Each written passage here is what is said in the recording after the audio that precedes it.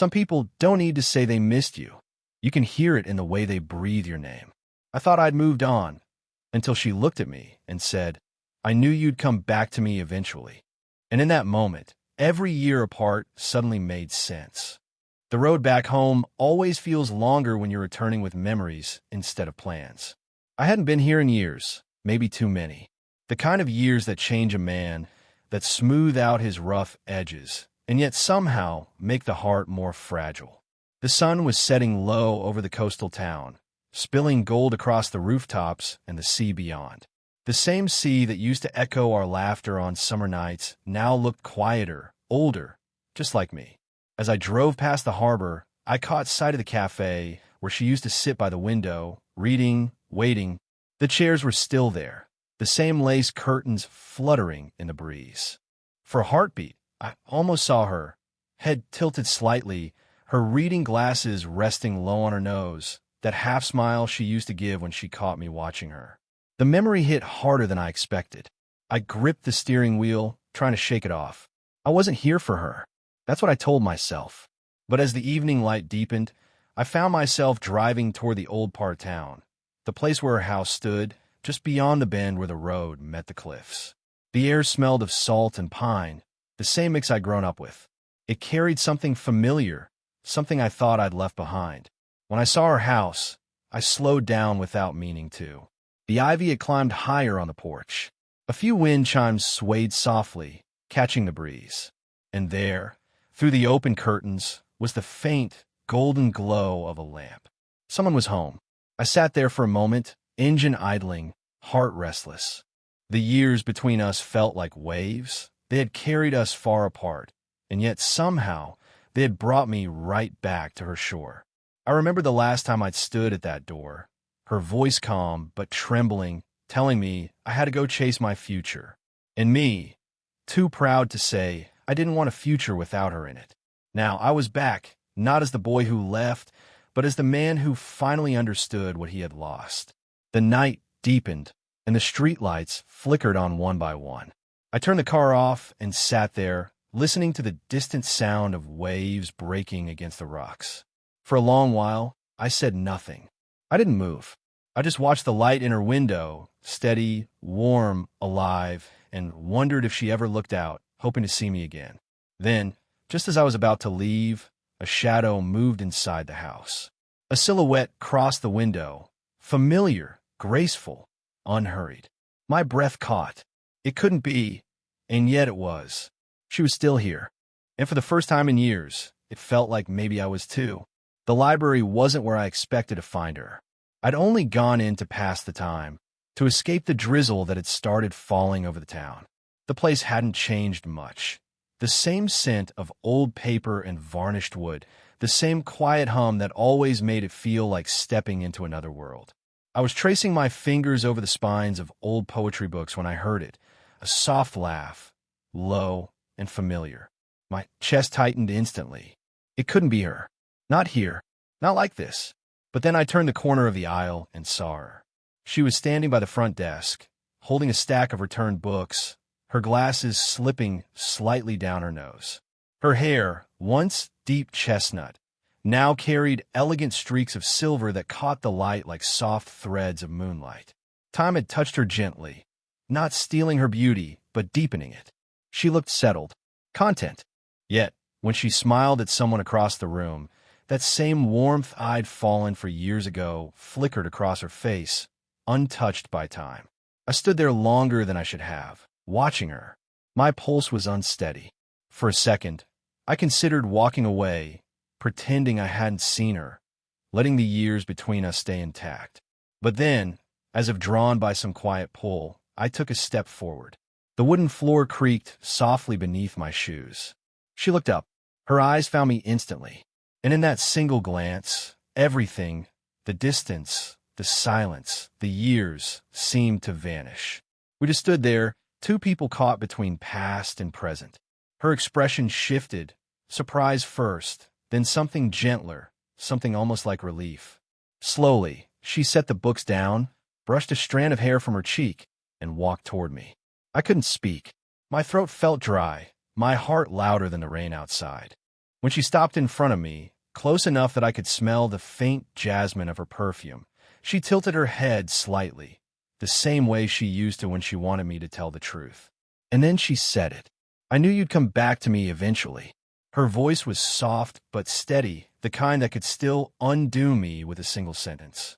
For a moment, I couldn't breathe. Those words wrapped around me like a memory I didn't know I'd been waiting for. She smiled faintly, almost teasingly, and for a second I saw the younger woman she used to be, fierce, kind, impossible to forget. I wanted to say something, anything, but all that came out was her name, half-whispered. She smiled again, eyes shimmering with quiet amusement. Well, she said gently, don't just stand there. Help me with these books. The sound of her voice, the way it softened the edges of the years between us, it was enough to make me feel like I had never left. And as I followed her deeper into the quiet rows of the library, I realized something I hadn't before. Sometimes, coming back isn't about the place. It's about the person still waiting there. The next morning, I found myself standing outside the same cafe where we used to sit years ago, the one by the water with the blue wooden sign faded by salt and sun. The bell above the door still chimed when I walked in, and the air carried that familiar scent of roasted coffee, vanilla, and ocean breeze drifting through the open windows. She was already there, seated by the window just like before, a single cup of coffee in front of her, steam curling lazily into the morning light. She looked up as I entered, that quiet knowing already in her eyes, as if she'd expected me all along. Still punctual, she said, smiling faintly. Or maybe just early, like you always were. I smiled back, trying to sound casual. Maybe I never learned how to wait properly. She chuckled, soft, genuine, and gestured for me to sit. The chair across from her creaked under me, and for a moment, neither of us said anything. The silence wasn't awkward, not exactly. It was careful, like two people walking over the fragile glass of their shared past. We talk about safe things first, work, travel, the town. She told me about the library, about how it had become her sanctuary. I told her about the cities I'd lived in, the noise, the crowds, the strange emptiness that always followed me wherever I went. When she laughed, it was the same laugh I remembered, soft at first, then fading into that quiet hum that always made me feel like I was home. At one point, she reached for the sugar bowl, and I instinctively did the same. Our fingers brushed, just the lightest touch, skin against skin, and yet it sent a quiet tremor through me. Her hand froze for a heartbeat before she drew it back slowly, eyes dropping to her cup. I didn't mean to, I started, but she shook her head. It's fine, she said softly. But her voice carried something else, something unspoken. The cafe around us blurred into background noise. The soft clatter of cups, the murmur of strangers, the distant sound of waves breaking against the pier. I watched her as she looked out the window, her profile lit by the morning sun. There was a grace to her stillness, a kind of quiet strength I'd always admired but never understood. She turned back to me after a while, her gaze steady. Do you ever think about what might have been? She asked. I hesitated. Every time I see the ocean, I said truthfully. A faint smile touched her lips, sad but warm. Then maybe you never really left. The word stayed between us like a confession neither of us meant to make. She looked down, tracing the rim of her cup with one fingertip, and I realized how familiar this all felt, and how completely new at the same time. When we finally stood to leave, she touched my arm lightly, a small, steady touch that lingered just long enough to remind me of every reason I'd come back. And as I stepped outside, the sunlight felt softer, the wind gentler, as if the town itself was quietly exhaling, welcoming me home through her smile. Her house sat at the edge of town, where the hills dipped toward the sea. From the porch, you could see the ocean stretching endlessly, the same horizon we used to dream beneath. When she invited me over just to see the old oak tree, I knew it wasn't really about the tree. Some things don't need to be said out loud. The late afternoon light had that golden stillness that only autumn carries. The air smelled faintly of damp earth and fading roses. She met me at the gate, a light cardigan over her shoulders, her hair tied loosely. The years had softened her, but hadn't dimmed her presence. If anything, she seemed more composed, the kind of calm that only comes from weathering storms and surviving them. "Still standing," she said with a small smile, nodding toward the oak that towered in the corner of her garden. Its roots had cracked the soil, its branches heavy with amber leaves. "Remember when we carved our initials there?" I nodded, walking closer. The letters were still faintly visible on the bark, weathered, almost erased, but not gone. My hand brushed over them, and I felt a sudden ache in my chest. "You told me it would grow over," I said quietly. "You were right." She stepped beside me, folding her arms. "Everything grows over, eventually, even the things we thought never would." Her words hung in the air, heavier than they sounded. For a moment, neither of us spoke. The wind rustled through the leaves, scattering a few around our feet. "I was angry when you left," she admitted softly. "Not because you went, but because you didn't look back." Her voice trembled, barely, but it was enough to pull me closer. I could see the faint lines near her eyes, the stories etched there by time. "I did look back," I said, meeting her gaze. "You just weren't looking." She laughed once, a small, broken sound that carried both warmth and regret. Then she sighed, her shoulders relaxing as if she'd finally exhaled a truth she'd held too long. "I told myself it was for the best," she said. "You were too young to stay, and I was too afraid to ask you to." The honesty in her voice cut deeper than any accusation ever could. I wanted to tell her that I hadn't forgotten, that no one else ever felt like home the way she did. But all I managed was to reach out, fingers brushing against hers, a silent bridge built across all the years. Her hand didn't move away. It was warm, trembling slightly. "You know," she whispered, "I used to imagine this moment. What I'd say if you ever came back." "And what did you decide?" I asked. She looked at me, eyes glistening. "That I wouldn't ask you to stay, but I also wouldn't ask you to leave." The wind picked up, carrying the scent of the sea. Somewhere nearby, the old wind chime on her porch sang faintly, its sound weaving through the silence between us. And in that quiet moment, surrounded by fading leaves and unspoken forgiveness, I realized something simple and devastating. We hadn't lost love. We had only buried it beneath time. The sky darkened faster than expected that evening. By the time we left her garden, clouds had rolled in from the sea, heavy, gray, and trembling with the promise of rain. She offered to walk me to the main road, though I knew she didn't have to. It was her quiet way of saying she wasn't ready for the night to end. The first drops began to fall as we reached the narrow path that wound past the cliffs. Soft at first, then steady, then urgent. She laughed, tilting her face toward the sky. "I told you it would rain," she said, half shouting over the wind. "You said that about everything," I replied, smiling. "And you were always right." Her laugh echoed against the sea wall, light and bright against the growing storm. But when a sudden gust of wind nearly tore her umbrella from her hand, I stepped closer, catching it before it flew away. Our hands collided, her fingers cold and slender, mine warm and trembling. "Here," I said, steadying the umbrella above us both. She slipped under it, close enough that her shoulder brushed my chest. The scent of her, rain, jasmine, and something faintly sweet, filled the narrow space between us. The rain thickened, drumming against the umbrella in a rhythm that matched the uneven beat of my pulse. Her hair clung to her forehead, damp strands glinting under the streetlight. She looked up at me then, eyes luminous, lips parted as if she wanted to say something but couldn't find the words. "You're soaked," I said quietly. "So are you." We both laughed, the kind of laughter that comes from years of restraint finally breaking. Then she slipped slightly on the wet path. My arm went instinctively around her waist, steadying her. The movement brought her closer, too close, and suddenly, neither of us was laughing. For a second, everything went still. The sound of a storm faded into the background. All I could hear was her breathing, quick and shallow, and the wild rhythm of my own heart. Her hand rested lightly on my chest, and I could feel the faint tremor in her fingers. "Careful," I whispered. I should have worn different shoes, she murmured, eyes still on mine. But we both knew it wasn't about the shoes. The umbrella tilted, letting rain spill across our shoulders. She didn't move away.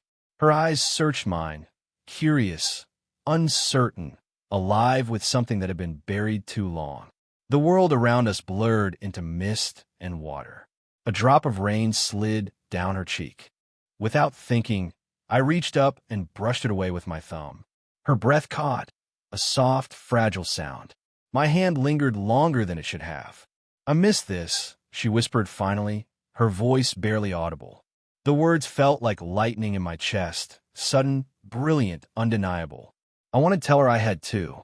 That not a single day had passed without remembering the way her laughter sounded in the rain. But the truth didn't need to be spoken. It was already there, in the closeness, in the silence that no longer felt empty. When we reached her doorstep, she turned to me, soaked and radiant, eyes glimmering beneath the storm's light. "Come in," she said softly. "You shouldn't be out in this." And though I told myself I could have walked away, I didn't. Some storms aren't meant to be escaped. They're meant to wash away what time tried to erase. Her house felt different that night, quieter, more intimate than before. The rain kept whispering against the windows, steady and soft, as if urging us to speak. I stood by the doorway, dripping and hesitant, while she disappeared into another room to fetch towels. When she returned, she handed me one without a word. Her fingers brushed mine, brief but lingering, the kind of touch that carried more meaning than any sentence could. She smiled faintly, then turned to light a small candle on the table. The power had flickered out, leaving only the golden glow of the flame between us. "Sit," she said gently. "You'll catch a cold." I sat on the couch, still holding the towel, watching her move around the room with quiet ease. The candlelight painted her skin in warm tones, highlighting the delicate lines near her eyes, the soft curve of her lips. She looked calm, but I could sense the tension beneath it, the same tension that had followed us since the library, since that first unexpected meeting. She sat beside me, closer than before. The silence between us wasn't awkward anymore. It was full, like it had been waiting years to be heard. "I can't believe it's raining like this," she murmured, looking toward the window. "I can," I said softly. "It always did, whenever we tried to say goodbye." Her gaze drifted back to me then, slow, searching. For a long moment, neither of us spoke. I could hear the clock ticking faintly in the background, the sound of the rain, the rhythm of her breath. "I kept your letters," she said finally. Her voice was low, almost trembling. "Every one of them." I felt my heart twist. "You did." She nodded, looking down at her hands. I couldn't throw them away, even when I told myself I should. They were a reminder that someone once saw me, not as who I was expected to be, but as who I really was. I leaned forward, my voice barely above a whisper. "I never stopped writing to you. I just stopped sending them." Her eyes met mine again, soft, luminous, full of emotion. "Why?" "Because I thought I'd already lost you," I said, "and I didn't know how to keep writing to a memory." For a second, her expression faltered, a flash of pain, quickly replaced by something gentler. She reached out then, hesitantly, her hand finding mine. Her fingers were warm despite the cold, her touch steady. "I was never a memory," she whispered, "just someone waiting for the right time." The world outside seemed to disappear. Only the rain, the candlelight, and her eyes existed. Her thumb brushed over the back of my hand, slow and deliberate. I turned my hand over, letting my fingers lace with hers. The gesture felt natural, inevitable. "Maybe," I said quietly, "the right time is now." She smiled then, small, real, the kind of smile that carries forgiveness and rediscovery all at once. Her head rested lightly on my shoulder, and for the first time in years, everything felt still. No promises were made. No words of forever were spoken. There was just the sound of the rain, two hands joined, and the quiet truth of finally being seen again. Morning arrived softly, like the world itself was holding its breath. The storm had passed, leaving behind the scent of wet earth and sea salt drifting through the open window. Light spilled gently across the room, turning the pale curtains into sheets of gold. I woke to the faint sound of waves in the distance and the steady rhythm of her breathing beside me. She wasn't asleep, just sitting quietly on the edge of the couch, a shawl draped over her shoulders, her gaze fixed on the horizon.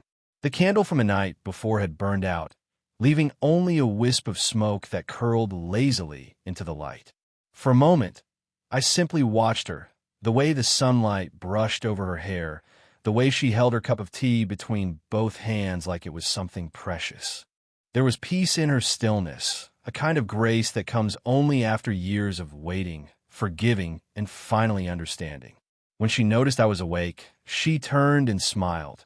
The same smile I'd carried with me all those years, the one that used to feel like home. "Good morning," she said softly. "Morning," I replied, my voice rough from sleep. "Did you sleep at all?" "Not much," she admitted. "But that's all right. Some nights aren't meant for sleeping."